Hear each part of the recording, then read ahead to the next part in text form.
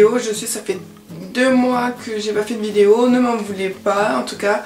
Je suis contente d'en refaire, ça fait très bizarre de retourner devant la caméra. Disons que j'ai eu une petite perte de motivation, voilà, j'ai l'impression que c'est en dents de scie en fait, un coup oui, un coup non, un coup oui, un coup non. Et là pendant 2 mois c'est vrai que j'ai fait une grosse pause parce que j'y arrivais plus, j'avais plus le temps. J'ai mon logiciel de montage, j'arrêtais pas de planter, etc. Donc du coup c'est sûr que la motivation baissait. Mais je pense que si vous me suivez sur Instagram, Facebook, vous savez que pour mon rythme de lecture, je n'ai pas changé du tout. Donc je me suis dit, bon allez, c'est les vacances, je vais faire au moins 6 vidéos, comme ça je suis bien pour au moins 1 mois. Donc on va commencer de suite. Donc pour cette première vidéo, on va parler de mes dernières lectures. Alors, ma dernière vidéo update lecture date de 2 mois donc. Et depuis 2 mois j'ai lu 12 livres et donc du coup je vais faire mes dernières lectures 1 et mes dernières lectures 2. Donc là on va faire la première partie avec les 6 premiers livres. Donc il n'y a pas forcément d'ordre là parce que je vais regarder sur Livre Addict parce qu'il y a la moitié des livres que je n'ai pas. Parce que soit c'est des emprunts ou autre, donc je vais suivre sur Livre Addict. Donc pour commencer le 13 mars, j'ai lu Arena 13 de Joseph Delaney et ça a été un énorme coup de cœur. Voilà, c'est un univers un petit peu dystopique où c'est l'histoire d'un jeune garçon qui veut combattre donc dans l'arène 13 où il y a de forts risques de mort et donc il va être entraîné par un très grand entraîneur de la ville. Il va s'en suivre plein d'aventures et j'ai vraiment adoré. Si vous avez lu la série L'Épouvanteur, je pense que vous aimerez ce livre à 100%. L'écriture est toujours aussi fluide, aussi captivante, aussi intrigante. Voilà, les chapitres ils sont passés tout seuls, les pages sont allées toutes seules. Voilà, j'ai dû le lire en même pas quelques jours, peut-être 2 jours, quelque chose comme ça. Je l'ai vraiment dévoré. C'est un petit livre, il fait même pas 400 pages je crois.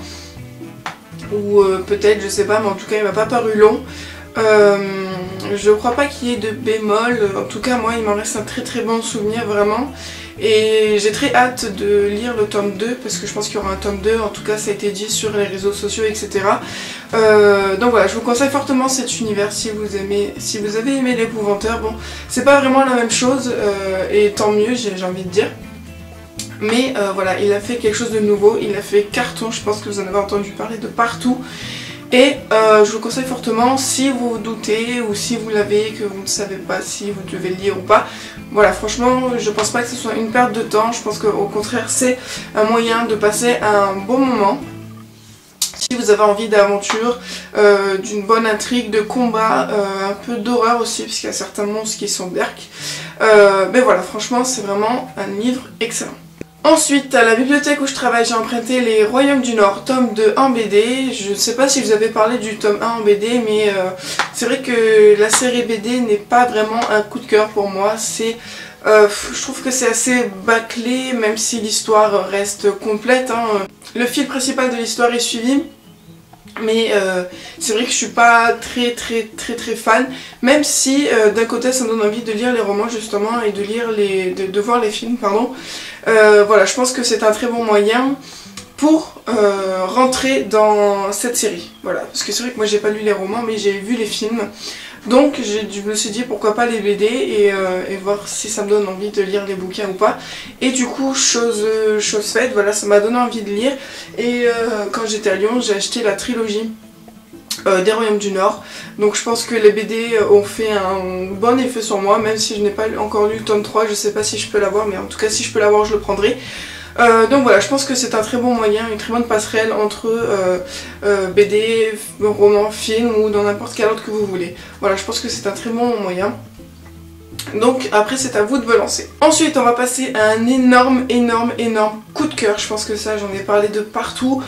Sur Facebook, sur Instagram, mais pas sur YouTube, donc je vais le faire. Il s'agit de Le Passage du Diable de Anne Fine ou Anne Fine, je sais pas trop. Enfin bref, c'est une histoire qui m'a trotté dans la tête presque plusieurs jours après l'avoir fini. Et c'est un immense coup de cœur. Voilà, c'est l'histoire d'un petit garçon qui a été confiné presque toute son enfance dans une maison avec sa mère. Celle-ci lui faisait croire qu'il était malade, qu'il pouvait pas marcher, etc. Du coup il a été alité pendant plusieurs années. il n'avait aucune vie sociale, etc. Et un jour il se fait délivrer, il va rentrer dans une famille, etc. Donc il va commencer à revivre, à redécouvrir des choses. Et dans cette histoire va apparaître une maison de poupées qui va être l'exacte représentation de la maison d'enfance de la mère. Et là ça va être le gros bordel, voilà, avec des enquêtes, d'un peu de surnaturel, du mystère, un peu de l'horreur aussi des fois. Mais c'est vraiment excellent, en plus on est dans les pensées du jeune garçon. Et le voir redécouvrir comment vivre, entre guillemets vraiment. Et le voir essayer de comprendre cette histoire avec la maison de poupées, etc. C'est vraiment excellent. Le bouquin est alléchant du début à la fin. Il n'y a pas un moment où je me suis fait chier, voilà, je le dis. Il n'y a pas un moment où je me suis dit putain merde, c'est long, c'est long, c'est long, c'est long. Non, il n'y a pas un moment où je me suis dit ça. Au contraire, je me suis dit putain, faut que je lise encore, faut que je lise encore, faut que je lise encore. Et voilà, je l'ai lu en presque 2 jours je crois. Et c'est vraiment un énorme coup de cœur. Et franchement, je pensais pas ça de ce livre. En fait, je suis tombée dessus par hasard au lycée, au CDI. Parce qu'on a un défi Babelio et du coup on lit, on fait des chroniques sur Babelio, etc. Et j'ai vu qu'on l'avait déjà emprunté, du coup je me suis dit bon bah pourquoi moi, je le prends et je vois ce que ça donne. Et franchement c'est un énorme coup de cœur. Donc je vous le conseille fortement, franchement c'est mon coup de cœur de mars. Voilà. Ensuite, deuxième BD, il s'agit du 3e tome des Carnets de cerises qui s'intitule Le dernier des 5 trésors. Donc toujours comme les 2 premiers, c'est toujours aussi chou, mignon, etc. C'est très, comment dire, c'est très léger, comment dire, c'est une bouffée d'air en fait. Voilà, on se retrouve dans un paysage mignon avec une histoire mignonne, une très jolie morale, des très jolies planches avec plein de couleurs, etc. Donc vraiment, ça suit les 2 premiers tomes en fait, hein, donc du coup c'est dans la même lignée et c'est toujours aussi plaisant à lire. Ensuite, avant-dernier livre, là je l'ai en main. Il s'agit de Virus 57 de Christophe Lambert et Sam Van Steen. Donc voici pour la couverture. Alors je vous avoue que là aussi c'est dans le cadre du défi Babelio à mon lycée. Quand je l'ai vu, je me suis dit bon, je l'ai vu plusieurs fois et c'est vrai que la couverture n'est pas très attractive, mais le résumé qui est assez long, mais bon, quand on lit en diagonale on comprend à peu près de quoi il s'agit. Et ça n'a pas été vraiment un coup de cœur, mais presque, vraiment ça a été un livre comment dire, un livre allaitant qui vous tient en haleine tout le temps, tout le long du livre, avec des chapitres assez courts quand même, et du coup bah, on finit de le lire jusqu'à 1h du matin, voire 2h, et du coup bah, on le finit très vite. Donc le livre est écrit à la 3e personne du singulier, et en fait on a plusieurs personnages dans ce bouquin. Oui, à chaque chapitre on change de personnage, c'est-à-dire que le chapitre 1 par exemple on va être sur le premier personnage, le chapitre 3 sur un autre, etc. Et en fait tous ces personnages vont se rejoindre à la fin du bouquin pour résoudre l'énigme au début du bouquin. Donc comme vous pouvez le supposer, Virus 57 c'est un petit peu un livre post-apocalyptique où 57 adolescents sont infectés par un virus qui se déclenche après avoir atteint une température de 45 je crois, 45 degrés, voilà. Et là il meurt, entre guillemets, enfin oui, il meurt de façon assez brutale. Et quand il meurt, toutes les personnes qui sont autour d'eux meurent aussi dans d'affreuses souffrances, etc. Et donc du coup tout ce livre va chercher à comprendre d'où vient ce virus, qui l'a propagé, etc. etc. Bon, c'est vrai qu'une fois qu'on a lu le prologue, ça en dit beaucoup sur la suite, quoi. Je vais pas vous en dire plus, mais voilà, c'est sûr que c'est assez prévenant. Comme on a vu plusieurs fois sur internet, plusieurs personnes répétaient la même chose, que voilà, que il y avait quelques trucs qui étaient prévisibles. Mais ça n'empêche pas que c'est un excellent livre et que je vous le conseille fortement si vous avez envie d'une histoire un peu post-apocalyptique avec des morts soudaines, des virus, des petits trucs pas très joyeux, quoi. Voilà, je vous le conseille fortement. En tout cas moi je lui ai mis une très bonne note et ça reste un très bon livre que je garderai ici. Ensuite, dernier livre et pas des moindres, il s'agit de premier tome de Twilight que j'ai lu il y a pas longtemps, il y a 2 semaines je crois. En tout cas je l'ai fini, oui, la semaine dernière. Je l'ai fini le 3 avril, j'ai mis 1 semaine pour lire. Et bon, bah, je suis dans la merde parce que comme je l'ai fini, je n'ai plus réussi à le lire aucun livre. Voilà, j'avais U4 Yanis, je crois, sur ma table de nuit. Il me fait très envie et pourtant je n'arrivais pas à le lire parce que j'avais que l'univers de Twilight dans la tête et du coup je me retrouve avec Twilight tome 2 sur ma table de nuit. Voilà. Pour ce qui est de mon avis, pour moi, je pensais pas que j'allais lire aussi vite parce qu'il y a quand même 576 pages et bon, en temps normal je mets assez longtemps à lire un livre comme ça, mais c'est sûr que là ce sont des chapitres au moins de 30 pages, ça se fait que on est amené à lire assez vite parce que bon, quand on lit 2-3 chapitres dans la journée on est déjà à 100 pages, etc.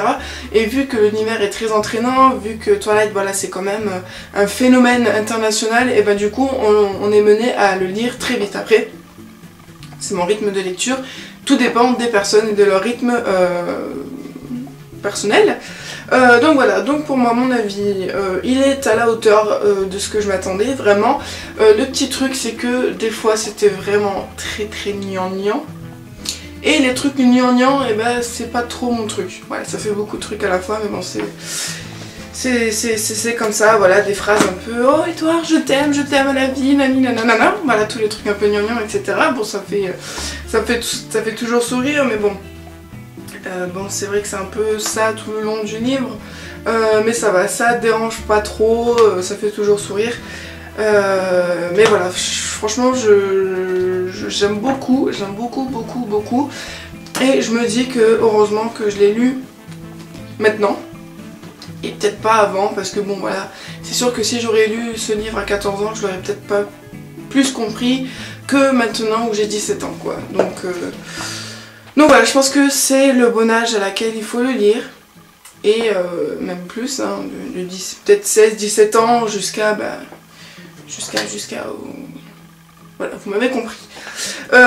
Donc voilà, franchement j'ai beaucoup aimé. J'ai le deuxième tome sur ma table de nuit, j'ai le troisième tome dans ma palle, il me manque plus que le quatrième tome, mais je pense que je vais les enchaîner, à moins que le côté gnangnan me saoule un peu plus, mais c'est vrai que le deuxième tome m'intrigue, parce que le deuxième film m'avait beaucoup plu, et donc du coup voilà, je pense que je vais les enchaîner. Beaucoup disent que voilà, c'est un livre... comment dire, cliché sur les vampires, sur la vie adolescente, sur la vie amoureuse, sur la vie familiale, etc. Mais bon, pour l'instant, je m'y plais énormément. J'ai maté les films je ne sais combien de fois à la suite. Je crois même que ce soir, je vais me regarder le premier, hein, comme j'ai fait avec les Harry Potter. Je lisais un Harry Potter, je regardais les films Harry Potter, etc. Donc je pense que je vais faire la même pour les Twilight, c'est obligé, voilà. Mais voilà. Franchement, je peux que vous le conseiller si vous ne les avez pas encore lus. Si vous ne les avez pas encore lus, ne soyez pas effrayés. Il y a toujours le temps, il est jamais trop tard, etc. Donc vraiment, si vous doutez, je pense que la meilleure des solutions, c'est le lire pour vous faire votre propre avis. Non. Donc voilà, ce premier, dernier lecture, update lecture est terminé. Je vous dis à bientôt pour de nouvelles vidéos et je vous fais plein de gros bisous.